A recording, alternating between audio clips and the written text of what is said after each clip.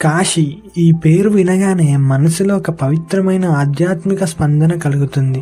భూమిపై ఎన్నో నగరాలున్నాయి, కానీ మరణం కూడా మోక్షంగా మారే నగరం ఒక్కటే కాశీ. ఇక్కడ కాలం కూడా పరమశివుడి ఆజ్ఞతోటే నడుస్తుందంట. మరణ సమయానికి స్వయంగా మహాదేవుడు భక్తుని చెవిలో తారక మంత్రం చెప్తాడట. ఈరోజు కాశీ విశ్వనాథుడి మహిమను ఒక కథలా అనుభవిద్దాం. హరహర మహాదేవ్. సృష్టి ప్రారంభంలోనే మహాశివుడు ఒక పవిత్ర స్థలాన్ని సృష్టించాడు. ఆ స్థలమే కాశీ. ఇది సాధారణ నగరం కాదు, శివుడు తన త్రిశూలంపై స్థాపించిన దివ్య క్షేత్రం అని నమ్మకం. అందుకే దీనిని అవిముక్త క్షేత్రం అని పిలుస్తారు. అంటే శివుడు ఎప్పటికీ విడిచిపెట్టని నగరం. ప్రళయం వచ్చినా, ప్రపంచం నశించినా కాశీ మాత్రం నిలిచి ఉంటుందని స్కంద పురాణం చెబుతుంది. ఈ విశ్వాసమే భక్తుల హృదయంలో ఒక గాఢమైన ఆధ్యాత్మిక స్పందన కలిగిస్తుంది. కాశీకి మరో పేరు మోక్ష నగరి. ఎందుకు ఈ పేరు వచ్చిందంటే కాశీలో ప్రాణం విడిచిన వారికి పునర్జన్మ ఉండదట. భక్తుల అచంచల నమ్మకం. మరణ సమయానికి పరమశివుడు స్వయంగా వచ్చి భక్తుని చెవిలో తారక మంత్రం చెప్తాడట. అదే ఆత్మకు విముక్తి దారి. ఇందుకే జీవితంలో ఒక్కసారైనా కాశీకి వెళ్ళాలని చాలా మంది కోరుకుంటారు.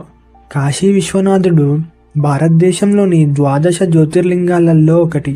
జ్యోతిర్లింగం అంటే అంతులేని దివ్య జ్యోతి రూపంలో శివుడు ప్రత్యక్షమైన స్థలం. ఒక పురాణ కథ ప్రకారం బ్రహ్మ విష్ణువుల మధ్య ఎవరు గొప్పవారు అన్న వివాదం వచ్చింది. అప్పుడు పరమశివుడు అంతులేని అగ్నిస్తంభంగా ప్రత్యక్షమయ్యాడు. ఈ జ్యోతి ఆది అంతాలు ఎవరు కనుగొంటారో వారే గొప్పవారు అని అన్నాడు. విష్ణువు క్రిందికి వెళ్ళాడు, బ్రహ్మ పైకి వెళ్ళాడు, కానీ ఎవరూ ఆ జ్యోతి అంతం చూడలేకపోయారు. అదే జ్యోతిర్లింగ తత్వం, అదే విశ్వనాథ మహిమ. కాశీ విశ్వనాథ ఆలయ చరిత్ర సాధారణంగా లేదు. చరిత్రలో ఎన్నోసార్లు ఈ ఆలయం ధ్వంసం చేయబడింది, కానీ ప్రతిసారి భక్తుల విశ్వాసం దాన్ని మళ్ళీ నిలబెట్టింది. చివరకు 1777లో అహిల్యాబాయి హోల్కర్ ప్రస్తుత ఆలయాన్ని నిర్మించారు. ఆమె భక్తి వల్లే ఈ రోజు మనం దర్శించే కాశీ విశ్వనాథ ఆలయం వెలుగుతోంది. భక్తులు చెబుతారు, కాశీ విశ్వనాథ ఆలయంలోకి అడుగు పెట్టగానే మనసులో ఒక తెలియని ఆధ్యాత్మిక స్పందన పుడుతుంది.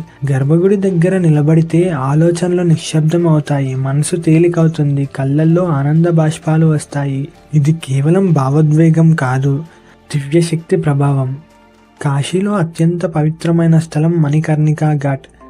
ఇక్కడ అగ్ని ఎప్పుడూ ఆరదని నమ్మకం.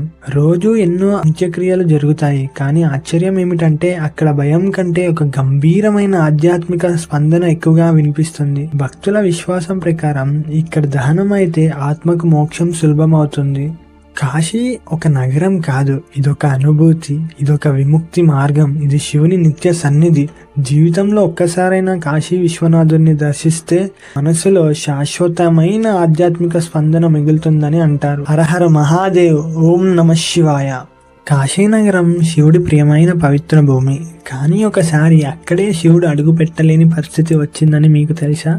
ఒక రాజు తన ధర్మంతో, ధర్మపాలనతో దేవతలకే సవాలు విసిరాడు. ఆ మహారాజు ఎవరు?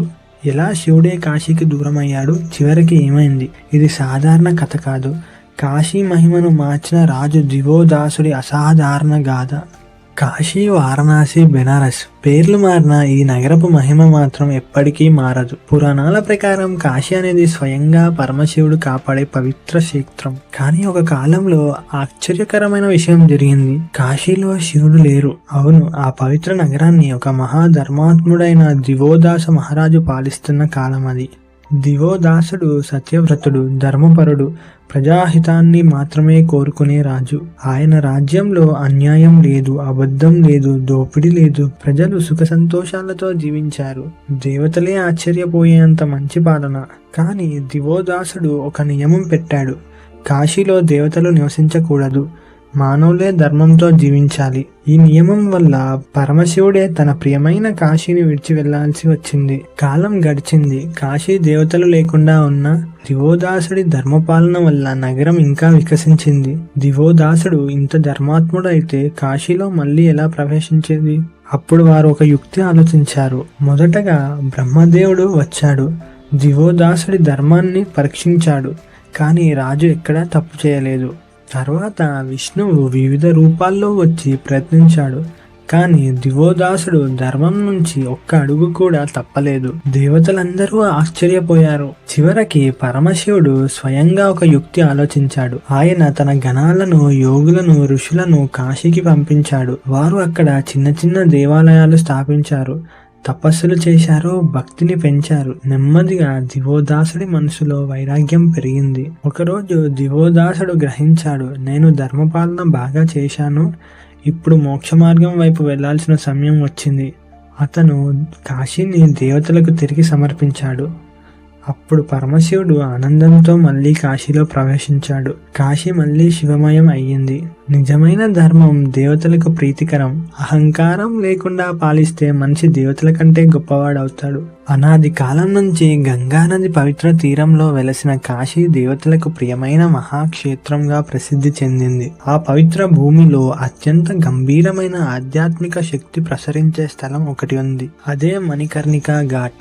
ఈ ఘాట్ కేవలం ఒక దహన వాటిక కాదు, ఇది విముక్తి ద్వారం అని యుగయుగాలుగా మహర్షులు కీర్తిస్తున్నారు. పురాణ మహిమ ప్రకారం ఒక సమయంలో లోకాల శ్రేయస్సు కోసం మహావిష్ణువు కాశీ క్షేత్రాన్ని ఆశ్రయించాడు. గంగానది తీరంలోని పవిత్ర భూమిలో గంభీర తపస్సులో లీనమయ్యాడు. యుగాల పాటు సాగిన ఆ తపస్సు కాశీ భూమిని మరింత పవిత్రంగా మార్చింది. విష్ణు ధ్యానాగ్నితో ఆ ప్రాంతమంతా దివ్య తేజంతో నిండిపోయింది. తపస్సులో లీనమైన మహావిష్ణువు తన సుదర్శన చక్రంతో భూమిని స్వల్పంగా తాకాడు. ఆ స్పర్శతో అక్కడ ఒక పవిత్ర కుండం ఏర్పడింది. అది తరువాత చక్ర పుష్కర్ణిగా ప్రసిద్ధి చెందింది. ఆ కుండంలోని జలం అత్యంత పవిత్రంగా భావించబడింది. గంగామాత కరుణతో కలిసిన ఆ జలంలో ఒక గంభీరమైన ఆధ్యాత్మిక స్పందన ప్రవహించసాగింది. కాలగమనంలో శివపార్వతులు కాశీధామానికి విచ్చేశారు. ఆ పవిత్ర చక్ర పుష్కరిణి సమీపానికి చేరుకున్నారు. ఆ దివ్య క్షణంలో పార్వతీదేవి ధరించిన ఒక మణికర్ణ ఆభరణం అజ్ఞాతంగా ఆ కుండంలో పడిపోయింది. ఆ మణి భూమిని తాకిన క్షణం ఆ ప్రాంతమంతా అపూర్వ దివ్య తేజంతో నిండిపోయింది. అప్పటి నుండి ఆ ఘాట్కు మణికర్ణిక అనే పవిత్ర నామం ఏర్పడింది. పురాణాల్లో వర్ణించినట్లు మణికర్ణిక ఘాట్ వద్ద వెలిగే అగ్ని అత్యంత పవిత్రంగా భావించబడింది. యుగాలుగా అక్కడ అంత్యక్రియలు నిరంతరం జరుగుతున్నప్పటికీ ఆ స్థలం మహిమానిత్వం తగ్గలేదు. మణికర్ణిక వద్ద జరిగే దహన సంస్కారం ఆత్మ విముక్తికి దారితీస్తుంది. ఆ కారణంగానే కాశీకి వచ్చే యాత్రికులు మణికర్ణిక ఘాట్ను అత్యంత భక్తితో దర్శిస్తారు. మణికర్ణిక ఘాట్ వద్ద నిలబడితే గంగానది మృదువుగా ప్రవహిస్తుంది. దూరంలో ఘంటానాదాలు వినిపిస్తాయి. వేద మంత్రాలు గంభీరంగా మారుమోగుతాయి. ఆ వాతావరణంలో భయం కంటే ఒక గంభీరమైన ఆధ్యాత్మిక స్పందన ఎక్కువగా అనుభూతి అవుతుంది. అది జీవిత నిత్యతను గుర్తు చేసే పవిత్ర క్షణం. మణికర్ణిక ఘాట్ మహిమ కాశీతత్వాన్ని స్పష్టంగా తెలియజేస్తుంది.